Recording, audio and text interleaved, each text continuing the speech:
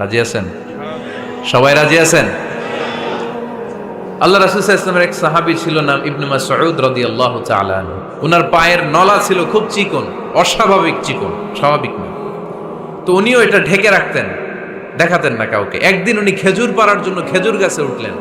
খেজুর গাছে ওঠার পরে নিচ থেকে সাহাবারা পায়ের চিকন নলা দেখে ফেলছে। দেখে সবাই হাসি, সবাই হেসে কুটি কুটি। বিশ্বনবী বললেন, হেসো না, খবরদার, আমার ইবনে মাসুদের পায়ের চিকন নলা দেখে হেসো না। আমার ইবনে মাসুদের এই পায়ের চিকন নলা যদি মিজানের পাল্লায় উঠিয়ে দেয়া হয়, কিয়ামতের দিন উহুদ পাহাড়ের চেয়েও ভারী হয়ে যাবে। খবরদার, আমার ইবনে মাসুদকে আমার আল্লাহ অনেক পছন্দ করে, তার পা চিকন দেখে তাকে তুচ্ছ করো না। আল্লাহর হাবিব সাল্লাল্লাহু আলাইহি ইসলামের 11 জন স্ত্রীর মধ্য থেকে একজন স্ত্রী ছিলেন একজন স্থূল আকৃতির, অবিসিটি ছিল, একটু মোটা। ওনার নাম ছিল সাফিয়া রাদিয়াল্লাহু তাআলা আনহা। আম্মা জান আয়েশার সাথে একবার সাফিয়ার ঝগড়া। নবীদের বউদের মাঝে মাঝে মাঝে ঝগড়া হতো, তবে সেটা হতো মধুর ঝগড়া। সুবহানাল্লাহ পড়েন।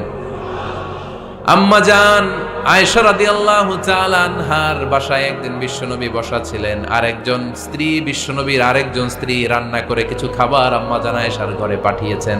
এক দাসী দিয়ে বলল, যাও এটা আয়েশার ঘরে দিয়ে আসো, কারণ নবী আয়েশার ঘরে। আম্মা জান আয়েশা রাদিয়াল্লাহু তাআলা আনহা বললেন, এগুলো কি? ওই দাসী বলে, তরকারি। কে দিছে? অমুক স্ত্রী। কেন দিয়েছে? আমি কি রান্না করতে পারি না? তোমরা রান্না তোমরা খাও। এই কথা বলে পাতিল সহ উড়ায় মারছে চেহারার মধ্যে।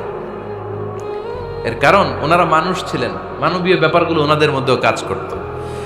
আবার এক স্ত্রী ঝোল দিয়ে রান্না করে কিছু খাবার নিয়ে এসেছে। আম্মা জান আয়েশা রেগে মেগে ওই ঝোল নিয়ে ওই স্ত্রীর গালের মধ্যে মেখে দিয়েছেন। বিশ্বনবীর আরেক বউয়ের গালের মধ্যে ওই ঝোল লাগাই দিচ্ছে। এবার ওই স্ত্রী বিশ্বনবীর কাছে যেয়ে বলে, ইয়া রাসূলুল্লাহ, দেখেন আয়েশারে আপনি বেশি আদর করেন তো, দেখেন কি করে আমাদের সাথে। এই যে আমাদের গালের মধ্যে ঝোল মাখাই একেবারে মেকআপ বানাই দিচ্ছে। বিষ্ণু ইসা ইসলাম বললেন, তাই আয়েশাকে ডাক। আম্মা জান আয়েশা রাদিয়াল্লাহু তাআলা আনহা আসলেন। আল্লাহ রাসূল সাল্লাল্লাহু আলাইহি ওয়াসাল্লাম বললেন, তুমি কি আমার এই স্ত্রীর সাথে এমন আচরণ করেছো? আম্মা জান আয়েশা বললেন, করেছি। কেন? আম্মা জান আয়েশা বললেন, তখন মেজাজটা গরম ছিল, এখন বুঝতে পারতেছে আসলে এই কাজটা করা ঠিক হয় নাই। এবার বিশ্বনবী বিচার করবেন। বিশ্বনবী বললেন, আল কিসাস, যেমন করা হয়েছে বিচার হবে তেমন। তোমার গালে যেমনি ঝোল লাগাই দিয়েছে, তুমি একটু ঝোল নিয়ে আয়েশার গালে লাগাই দাও। সুবহানাল্লাহ পড়বেন না? ওই স্ত্রীও কিছু ঝোল নিয়ে আম্মা জান আয়েশার গালে লাগাই দিল। এখন দুইজনে হাসতেছে, বিশ্বনবীও হাসলেন, আরশের উপর থেকে খুশি হয়ে গেলেন। কে? তো স্ত্রীদের মধ্যে মাঝে মাঝে এটা ঘটতো। সাফিয়া রাদিয়াল্লাহু তাআলা আনহা ছিলেন একটু মোটা।